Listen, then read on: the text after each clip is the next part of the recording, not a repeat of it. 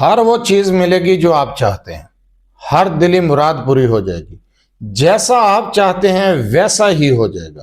جب مشکلات حد سے بڑھ جائیں، کوئی صورت نظر نہ آئے، تو قرآن کریم کی اس سورہ مبارکہ کو پڑھنا شروع کر دیں، زندگی بدل جائے گی۔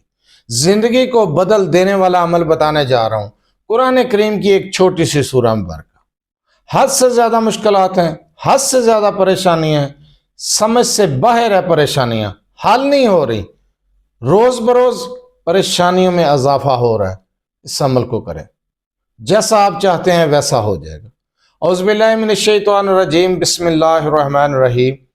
لا تعداد درود و سلام آپ صلی اللہ علیہ وسلم پر اور آپ صلی اللہ علیہ وسلم کی آل پر۔ آج کا عمل، آج کا وظیفہ مشکلات سے نکلنے کے لیے اور دلی حاجات اور خواہشات کو پورا کرنے کے لیے، جیسا آپ چاہیں ویسا ہو جائے۔ اگر آپ ایسا چاہتے ہیں تو اس قرآن کریم کی سورہ مبارکہ کو پڑھیں۔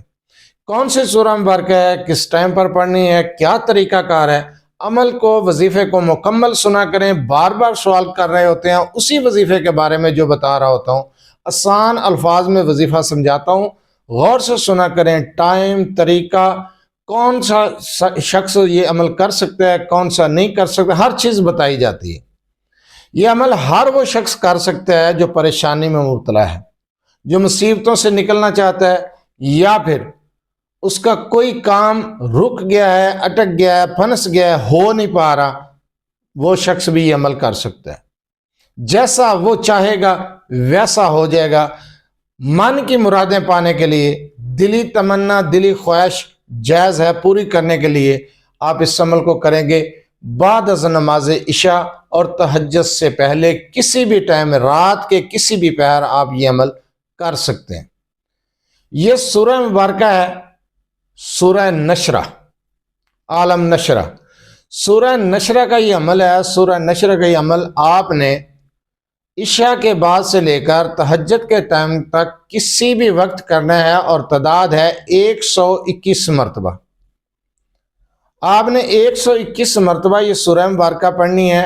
اول آخر 3 مرتبہ درود ابراہیمی پڑھیں گے، 3 مرتبہ، 3 مرتبہ درود ابراہیمی کے ساتھ پڑھیں گے 121 مرتبہ۔ اس کے بعد پھر درود ابراہیمی اول آخر، پھر آپ پڑھیں گے 2 رکعت نماز نفل حاجت۔ حاجت کے جو نفل آپ نے پڑھنے ہیں، ان نوافل میں سورہ فاتحہ کے بعد آپ نے سورہ نشرہ کو پڑھنا ہے 11 مرتبہ، پہلی رکعت میں، اور 11 مرتبہ ہی دوسری رکعت میں۔ اس کے بعد اللہ تعالیٰ کے حضور ہاتھ اٹھا کر اپنی پریشانی، اپنی مشکل، اپنی حاجت کے لیے دعا کرنی ہے۔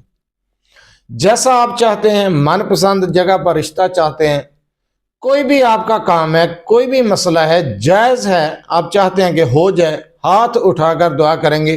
اور اس وظیفے کو کم از کم 7 دن کریں بغیر ناگے۔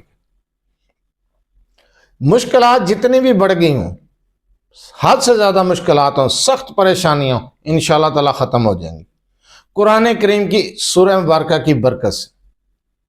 اللہ پر توکل، اللہ پر یقین، صدق دل کے ساتھ، یقین کامل کے ساتھ اس عمل کو کر لیں۔ مشکلات ختم، پریشانیاں ختم، دلی حاجات پوری، دلی مرادیں پوری۔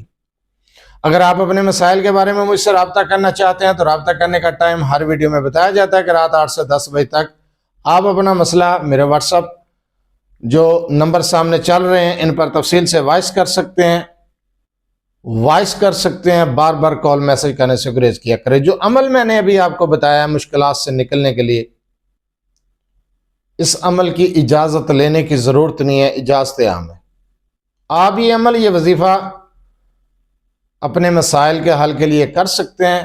جو طریقہ بتایا ہے، جو ٹائم بتایا ہے، جو تعداد بتائی ہے، اسی تعداد، اسی طریقے کے ساتھ